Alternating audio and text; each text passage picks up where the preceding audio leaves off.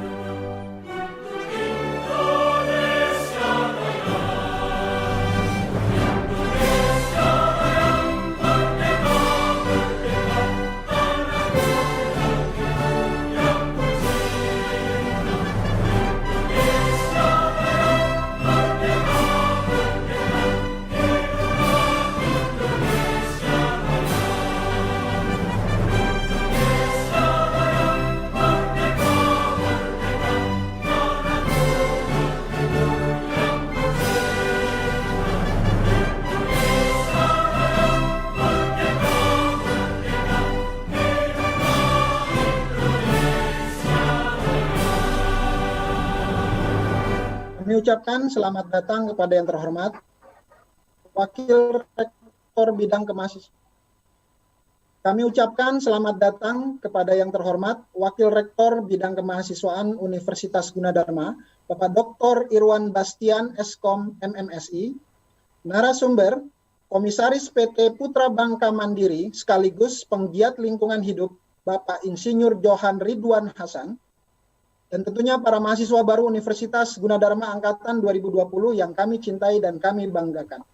Assalamualaikum warahmatullahi wabarakatuh. Salam, Om Swastiastu, Namo Buddhaya, salam kebajikan. Kami ucapkan selamat pagi dan selamat bergabung melalui saluran dan media platform daring kolaborasi antara broadcasting dengan cloud meeting. Tentunya bersama di UGTV dalam rangka menghadiri kuliah umum dengan tema Kesadaran Lingkungan Hidup sebagai Wujud Cinta Tanah Air.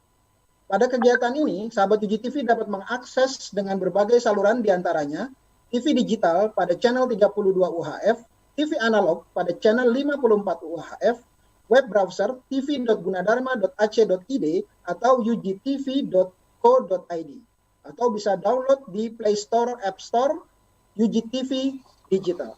Acara selanjutnya yaitu sambutan dan pembukaan acara kuliah umum tahun 2020 bagi mahasiswa baru Universitas Gunadarma.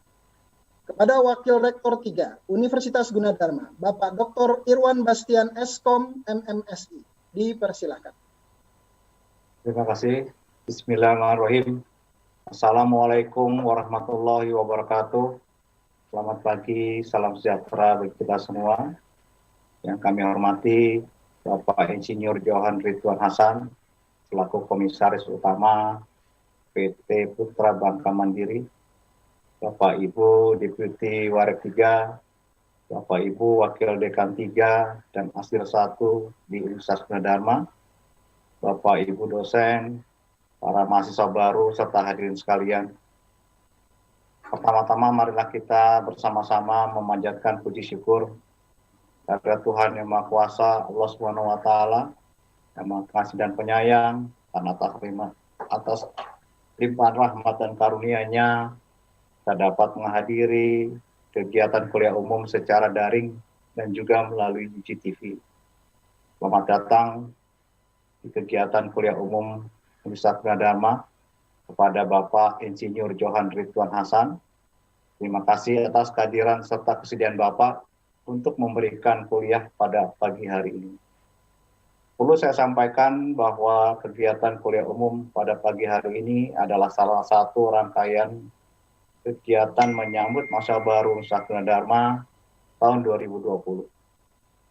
Kegiatan yang diikuti oleh masa baru angkatan 2020 untuk mendapatkan berbagai informasi penting yang disampaikan oleh pimpinan universitas maupun dari pemerintah pusat dan juga dari instansi yang terkait. Berdasarkan panduan dari Kemendikbud, materi yang harus diberikan untuk mahasiswa baru salah satunya adalah kesadaran lingkungan hidup. Oleh karenanya, panitia berinisiatif mengadakan kuliah umum pada pagi hari ini dengan topik kesadaran lingkungan hidup sebagai wujud cinta tanah air. Selaku narasumber, Bapak Insinyur Johan Ridwan Hasan. Sekali lagi, terima kasih Pak Johan atas kesediaannya. Tak lupa saya juga mengucapkan terima kasih kepada seluruh panitia yang telah mempersiapkan segala sesuatunya sehingga insya Allah kegiatan ini dapat terlaksana sesuai dengan yang kita harapkan. Pada kesempatan ini pula saya berpesan kepada saudara-saudara para mahasiswa baru agar mengikuti dengan seksama dikarenakan yang disampaikan oleh Pak Johan sangatlah penting bagi saudara-saudara selaku generasi muda. Semoga informasi penting yang diberikan melalui kuliah umum pada pagi hari ini dapat menjadi bekal bagi kita semua, khususnya mahasiswa baru. Demikianlah sambutan serta kata pengantar dari saya dengan mengucapkan Bismillahirrahmanirrahim, kegiatan kuliah umum untuk mahasiswa baru 2020 secara resmi dapat dimulai. Terima kasih. Wassalamualaikum warahmatullahi wabarakatuh. Terima kasih kepada Bapak Dr. Irwan Bastian. Dengan demikian, secara resmi acara kuliah umum tahun 2020 bagi mahasiswa baru Universitas Gunadarma telah dibuka dan dimulai. Selanjutnya, acara kuliah umum 2020 ini akan dipandu oleh rekan saya, Ibu Dr. Reni S.E. MM MIKOM. Beliau tidak sendiri, beliau akan ditemani juga oleh Bapak Dr. Agus Dharma Tohjiwa STMT. Sebelumnya, izinkan saya untuk menyapa terlebih dahulu yang sudah berada di studio. Halo Bu Reni dan Pak Agus, selamat pagi, semangat pagi. Semangat Baik, pagi. untuk hadirin semua kita beranjak ke studio. Silakan Ibu Reni dan Pak Agus untuk memandu acara kuliah umum tahun 2020. Ya, terima kasih Pak Mufid. Selamat pagi pemirsa UGTV dimanapun Anda berada. Kembali bersama saya Reni. Dalam 2 jam ke depan saya akan menemani Anda dalam acara kuliah umum tahun 2020 bagi mahasiswa baru Universitas Gunadarma. Dan hari ini saya tidak sendiri, ditemani oleh Bapak Dr. Agus Dharma Tohjiwa STMT. Tentunya tema kita pada hari ini adalah kesadaran lingkungan hidup sebagai wujud cinta tanah air. Dan nanti narasumber yang akan dihadirkan adalah Bapak Insinyur Johan Ridwan Hasan, yaitu penggiat lingkungan hidup dan juga peraih penghargaan Kalpataru tahun 2010 dari Presiden Republik Indonesia. Dan nanti kita akan terhubung dengan video conference karena beliau berada di Pangkal Pinang. Baik, saya akan membacakan terlebih dahulu CV dari Bapak Johan. Nama lengkap Insinyur Johan Ridwan Hasan, lahir di Pangkal Pinang pada bulan Januari tahun 1968.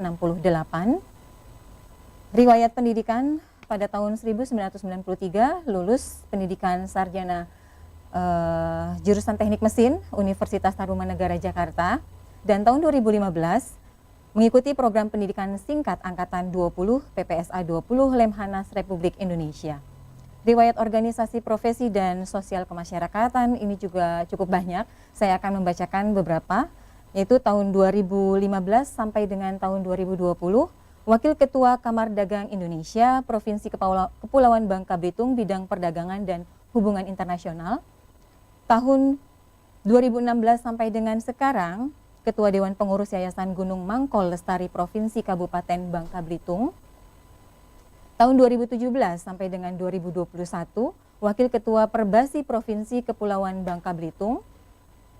Tahun 2017 sampai dengan 2022, Ketua Umum Dewan Pengurus Daerah GIPI atau Gabungan Industri Pariwisata Indonesia, Provinsi Kepulauan Bangka Belitung. Tahun 2018 sampai dengan 2023, Dewan Pembina Yayasan Penyandang Anak Cacat Kota Pangkal Pinang, dan masih banyak lagi. Untuk riwayat pekerjaan,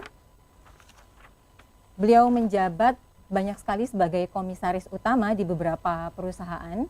Di antaranya adalah komisaris utama pada PT Pan Semujur Makmur, komisaris utama PT Putra Bangsa Mandiri, komisaris utama PT Bangka Biogas Sinergi, komisaris utama PT Bangka Agro Mandiri, komisaris utama PT Bangka Agro Lestari, dan juga sebagai inisiator Bangka Botanical Garden.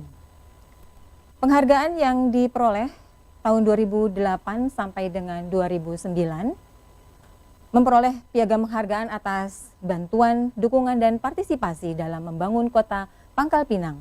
Dan di tahun yang sama pada 2019, memperoleh piagam Adikarya Madya atas peran dalam pembangunan di Provinsi Kepulauan Bangka Belitung. Tahun 2010 memperoleh penghargaan tertinggi untuk lingkungan yaitu Kalpataru kategori Perintis Lingkungan dari Presiden Republik Indonesia. Saya akan menyapa Bapak Johan terlebih dahulu. Selamat pagi Pak Johan. Selamat pagi Bu. Gimana apa Pak, kabar? sehat? Suaranya jelas? Ya jelas Pak. Saya jelas sekali. Bagaimana Pak di Pangkal Pinang kondisi pandemik? Apakah aktivitas sudah ramai seperti di Jakarta? Sudah mulai ramai dan mungkin orang sudah mulai bosan. Tapi kita bersyukur di Pangkal Pinang tingkat kesembuhan COVID kita termasuk baik dan tingkat penyebarannya termasuk tidak terlalu tinggi. Nah itu kita sangat bersyukur. Oke, berarti beraktivitas tapi tetap menjaga protokol kesehatan ya Pak ya? Betul. Ya baik, Bapak, tema kita nanti akan berbicara mengenai kesadaran lingkungan hidup sebagai wujud cinta tanah air. Sebelumnya nanti saya akan kembali lagi ke Bapak, saya akan ke Pak Agus dulu. Pak Agus, apa kabar? Baik, Bu Reni. Sudah lama nggak ketemu kita ya Pak ya? Selama COVID kita tidak bertatap muka. Baik Pak Agus, kenapa tema hari ini yang kita angkat adalah mengenai kesadaran lingkungan hidup sebagai wujud cinta tanah air dalam kuliah umum ini? Bisa diceritakan Pak? Ya, jadi kita ini umat manusia kan hidup di bumi, ya kan, dalam wilayah tertentu. Nah, lingkungan atau wilayah tempat tinggal kita itu punya batas kapasitas dan daya dukung. Nah, ini kalau kita tidak mengerti atau tidak menempatkan diri supaya menjaga ini tidak terlewati, kita akan mendapatkan banyak masalah ke depan. Pertama, sumber daya itu akan habis. Yang kedua, itu ada impact-nya terhadap umat manusia, maka terjadilah misalnya bencana dan seterusnya. Nah, dengan kondisi seperti ini, para mahasiswa itu kan nanti calon-calon akademisi dan praktisi di masa depan harus benar-benar memiliki kesadaran yang baik di masalah lingkungan, karena kalau tidak menjaga lingkungan, mungkin kita bisa memanfaatkan pada generasi kita, tapi bagaimana di generasi yang berikutnya. Itu sebabnya kita mengenal yang disebut dengan pembangunan berkelanjutan. Berkelanjutan buat siapa? Buat anak cucu kita ke depan. Jadi ini penting sekali. Ya, baik. Sebelum kita lanjutkan, lebih baik kita simak dulu video tayangan mengenai persepsi masyarakat tentang lingkungan hidup ya Pak ya. Yeah. Baik pemirsa, sebelum kita lanjutkan, kita saksikan terlebih dahulu video tayangan mengenai persepsi masyarakat tentang lingkungan hidup. Pada kenyataannya, masalah lingkungan hidup merupakan sikap kurang menyadari pentingnya kelestarian lingkungan. Manusia yang berperan aktif terhadap kelangsungan alam sekitarnya. Manusia bagian dari alam, maka manusia juga harus sadar akibat dari yang akan timbul dari Maka dari itu, perubahan seharusnya dimulai dari kita sendiri terlebih dahulu, kemudian menyadarkan mereka yang belum paham pentingnya lingkungan, sehingga akan terciptanya interaksi yang harmonis setiap elemen di dalamnya. Menurut saya sangat penting karena kan lingkungan ini tempat tinggalnya makhluk hidup seperti manusia, hewan, tumbuhan. Jadi kalau misalnya tercemar dan mengalami kerusakan, kita sebagai makhluk hidup itu nggak bisa bertahan hidup. Bahkan hewan dan tumbuhan juga kayak bakal punah dan kehilangan tempat tinggal. Nah, kalau peran saya sebagai mahasiswa, karena mahasiswa adalah agen perubahan, kita bisa mengajak masyarakat dari lingkungan terdekat kita dan adik-adik sekolah untuk tetap menjaga kebersihan seperti jangan buang sampah sembarangan. Terus kita menerapkan go green, pengurangan penggunaan plastik. Terus kita bisa, kalau misalnya kita mau beli sesuatu, kita bisa bawa tempat makan dan tempat minum dari rumah. Dan kita juga bisa mengikuti bakti sosial, mengajak warga-warga sekitar di lingkungan rumah. Terus kita juga bisa mengikuti seminar-seminar tentang lingkungan. Pak Agus, tadi kita sudah menyaksikan video tayangan mengenai persepsi masyarakat tentang lingkungan hidup. Nah, kalau tadi saya lihat dari persepsi tersebut, saya menarik ada satu benang merah, yaitu kesadaran dari masyarakat dimulai dari diri sendiri. Betul ya Pak ya? Karena tadi berkaitan dengan nanti untuk siapa gitu kan, kehidupan berkelanjutan, karena nanti untuk berkelanjutan. Tapi kenapa banyak masyarakat yang belum menyadari betapa pentingnya menjaga lingkungan hidup untuk keberlangsungan hidup manusia? Ya, jadi kalau saya lihat ada 3 faktor ya yang menyebabkan kesadaran lingkungan hidup ini kurang bisa diterapkan dalam masyarakat kita. Yang pertama adalah mungkin faktor ketidaktahuan. Jadi memang beberapa masyarakat mungkin misalnya plastik, dia memakai kantong plastik dilarang. Kenapa sih dilarang pakai kantong plastik? Dia nggak tahu dampak bagaimana lamanya proses daur limbahnya tersebut. Iya. Kemudian yang kedua adalah faktor berpikir jangka pendek.